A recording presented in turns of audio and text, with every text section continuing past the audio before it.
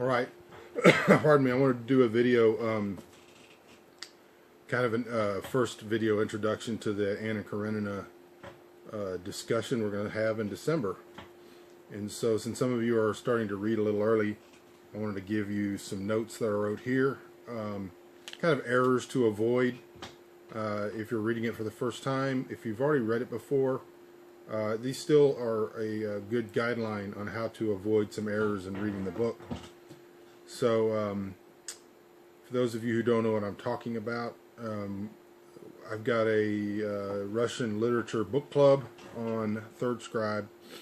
So you can follow me on thirdscribe.com, and then you can join the group Russian Literature Book Club. And in December of 2017, we're going to be reading Anna Karenina. All right, so for those of you who are already in the book club, and I'll be posting this in the book club page forum, I wrote down some errors to avoid that I see commonly made by people either commenting or writing things or making movies or whatever about this book.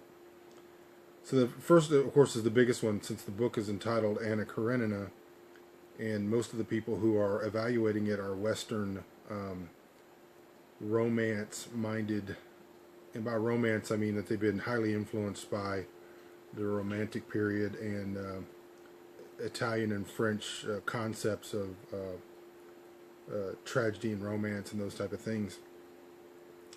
So they don't understand that that Anna Karenina is really a Eastern book, and those type of mistakes are common. So since the book's entitled Anna Karenina, people think that Anna is the main character, and she is not the main character. This is not a romance about star-crossed lovers who just are being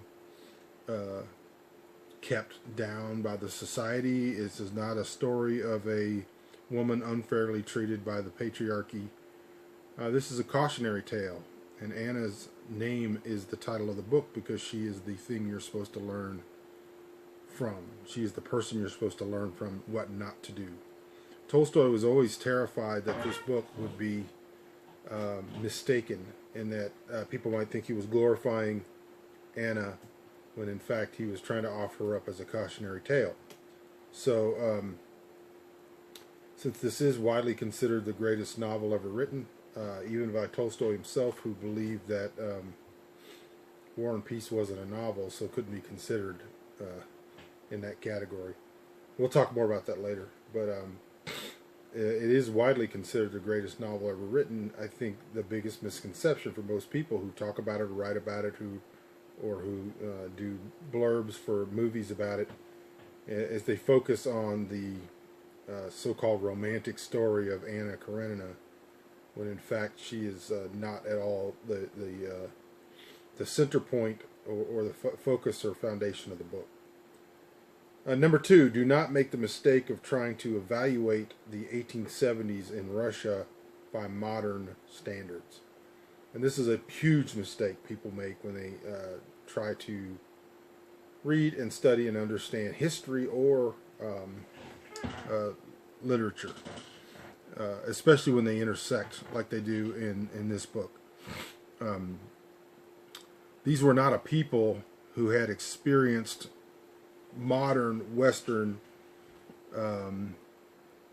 social laxness and disregard or independent-mindedness, and then regressed into aristocracy and those type of things. That's not what happened. These were people who had come from oppression for thousands of years of invasions by Mongols and Tatars and every golden horde coming through the plains and the steppes. And they had progressed from that to become a very powerful nation who was really the height of civilization. And so it's a mistake if you take a modern kind of lax, socially lax, morally lax understanding, and you try to go back and look at this, and if you try to impose upon them current social understanding. Rather, it's best to understand that they had developed to that point. Russia abandoned and outlawed serfdom before America abolished slavery. Women in Russia were highly regarded, were powerful, and they were honored and respected. There was a very advanced system of social relief. And coming from where they came from and in the area, geographical area where they were, in the intersection of Far Eastern and Asian and Middle Eastern influences, to have developed such a highly civilized civilization was pretty remarkable.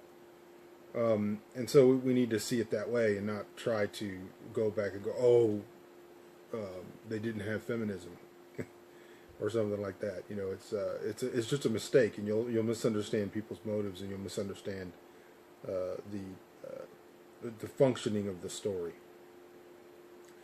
Also, remember as you go along that the author himself identifies and is represented by Levin, the character, and that will help you a lot in understanding this book. Since most people don't know about Tolstoy too much, most people who read this book for the first time, if they come into it, first of all, with the mistake that we talked about, that Anna Karenina is the main character in the story, and it's her story, and they enter into the book that way, it can be very, very confusing, and it can also lead you to some wrong deductions. You'll miss some major things. And so keep in your mind as you read that Levin is the author represented in the book. One of the biggest things that people have a problem getting their minds around, especially modern Westerners, is the social structure in books like Anna Karenina and War and Peace. What it meant to be in society and why there were all of these strictures about society. Being in society in that culture, especially in the urban context, was necessary. It was a necessary foundation of the culture. And so the culture itself, by a foundation, I mean it was the building blocks that supported the culture. Adhering to social norms in Russia was considered patriotic, and it was considered necessary for the right operation. It was the edifice of the society. Russia was not a land that was micromanaged by numerous laws like America is. They didn't just make a new law every time somebody did something wrong. You didn't. It wasn't like bumper cars where if somebody went off, and did something that you made a new law to restrict that. It was governed by unwritten laws of social propriety and behavior, and there were penalties, both in shaming and shunning, which are both repugnant to kind of the lax, independent Western mind today, and those things were important to that society. They didn't desire to be micromanaged to the point where everything that they did was restricted or was governed by law, by written law, and everything was litigated in the courts. If you did something that was wrong, it was a violation of the common law, then there was an application of remedy, whether it could be anything from a duel to shunning or shaming of somebody for poor behavior. And those things were so unwanted by people, as far as nobody wanted to be shamed in the society, that they were effective, and they were effective deterrents to bad behavior. So the culture allowed maximum freedom under this framework, while at the same time maintaining a structure that caused and enabled right behavior. And so these things were not a manifestation of bullying. They were a manifestation of what they considered to be patriotism, of love of country. If you wanted the country to collapse into moral disrepair and destruction, then you turned the other eye at social misbehaviors. Whereas if you wanted the nation to be strong and to raise up strong offspring and all of these things, then a moral compass and a more strong moral code was necessary. So there was in the society a strong social conscience, and this behavior was a violation of the social conscience and therefore was an attack on the heart of Russia. So keep that in mind when you're reading the story, that these were not just arbitrary aristocratic impositions upon the freedom of individuals. There was basically two ways things could be handled. You could handle things by a multitude of laws and the arbitrary application of those laws based on who had money and who didn't, in which case most of the burden of punishment was always going to be on the poor, which is what happens in America today. Or you could have very few laws, but the strong application of moral expectations and social strictures about behavior. So, and in that way, the rich and the poor were both held to that standard. Now, perhaps, and I think this book is an example of that, the even-handed application of those moral and social laws was not equally applied to males and females.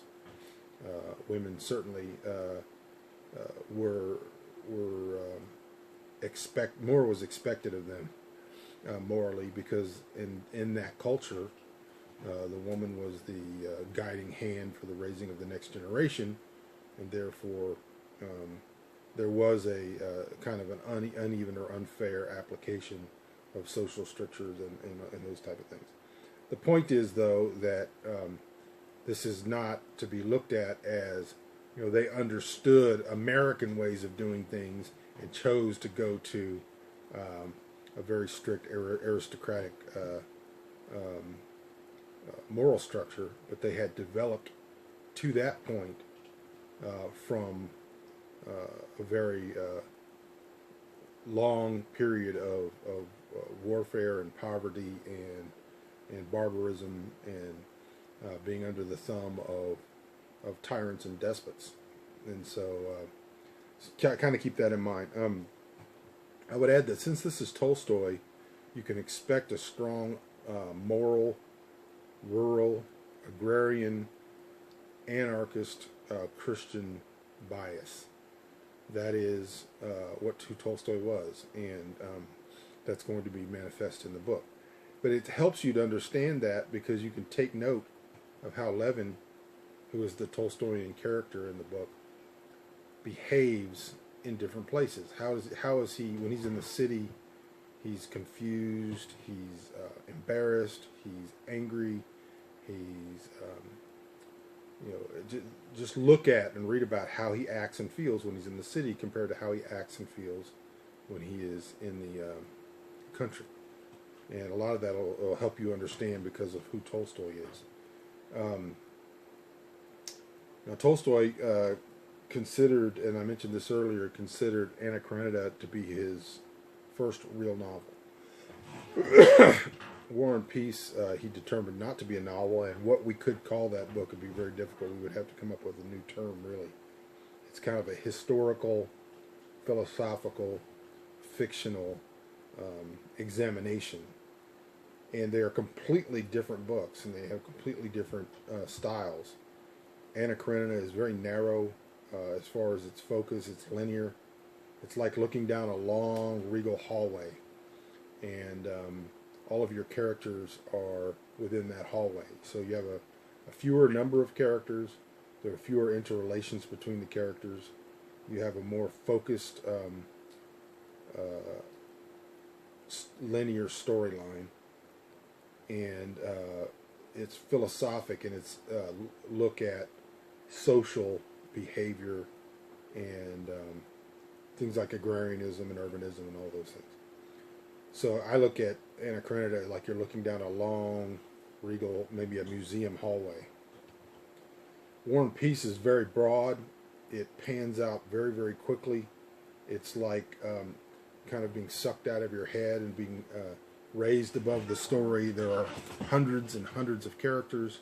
It's like a railroad station, like if you were pulled out of a railroad station and you could see all the trains departing, and they interact and intersect, and they're all seems like mayhem. And then, and this is all explained by Tolstoy in the epilogue. And then, as you pan out, you begin to see that this is actually a system. It's actually a railroad system. All of the characters are things that are happening to the characters that are interrelated, and then so you get through the long peace period, which is at the beginning of the book, and then you get into the war period, which is in the second half of the book, and you see where all of this is going, and then the book ends, and then in the epilogue, you have Tolstoy's long 50-page dissertation on things like free will and determinism and all of that, which is really reflected in the book.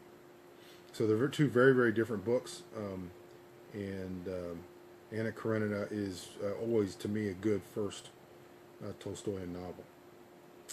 All right, that's pretty much what I had. Please feel free to send me your questions and comment on the video. As I said before, if it's still before December and you want to participate in reading the book, I'll be doing more videos of these on every part, maybe not every chapter, but every part.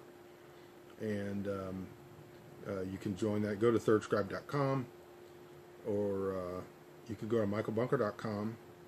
On the left-hand column of michaelbunker.com, there's a deal that says forums. Click on that, and that'll take you to the forum. And if you can go to book clubs on thirdscribe.com, find the Russian Lit forum on thirdscribe.com and join, and then you can read with us. We're using the Constance Garnett translation, and we're going to be starting in beginning of December 2017. All right, y'all. Thank you. Talk to you later.